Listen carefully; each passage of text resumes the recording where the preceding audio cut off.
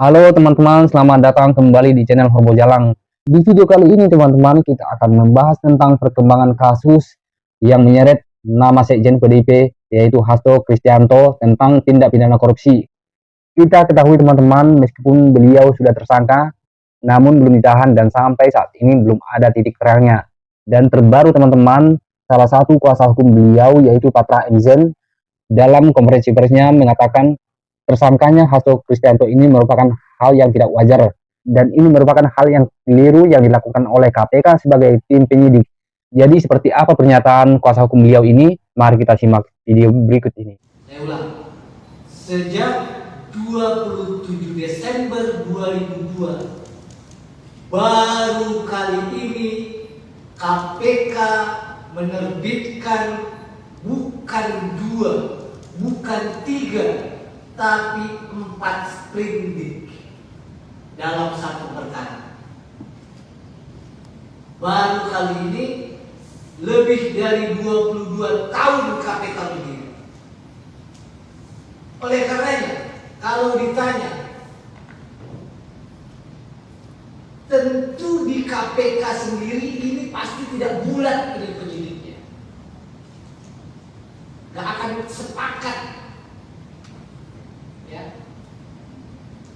Masih ada tentu penyidik yang masih baik tuh di KPK. Sprindik pertama 9 Januari 2020. Sprindik kedua 5 Mei 2023. Sprindik ke-3 dan 4 23 Desember. Apa artinya penerbitan sprindik surat perintah penyidikan? Apa konsekuensinya?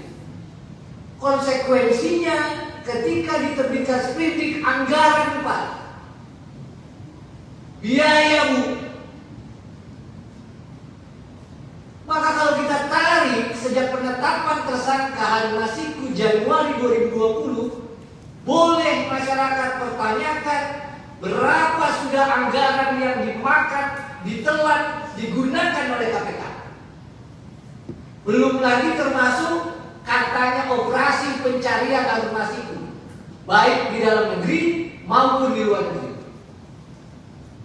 Kalau saya, Pak Hasto, bukan Sekjen Partai Demokrasi Indonesia Perjuangan, saya kira masyarakat sepakat tidak akan sampai begini.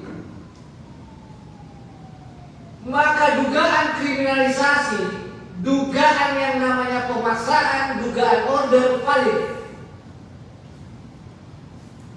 Tidak boleh juga kita melarang masyarakat menduga seperti itu.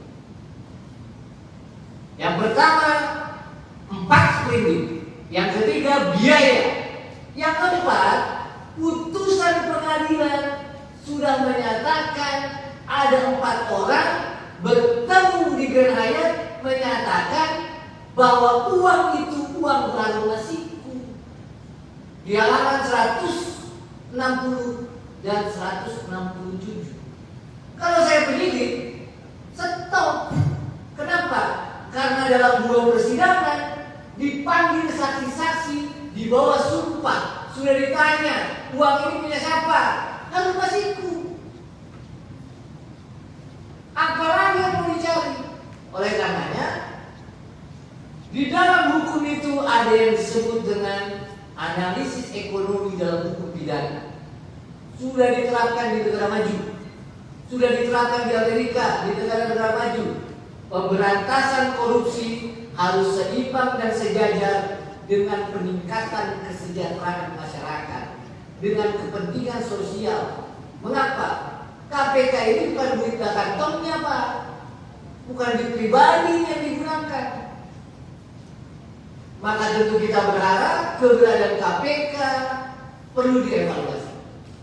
Terlebih pada prinsip dasarnya KPK ini semestinya ditunjuk dan dibentuk di era Presiden Prabowo. Itu saja yang saya mau sampaikan. Ya, saya berharap masih ada penyidik-penyidik KPK yang baik. Ya, karena ada juga kita tahu bahwa drama ini begitu berjilid-jilid, termasuk membawa flash disk dan buku sampai 40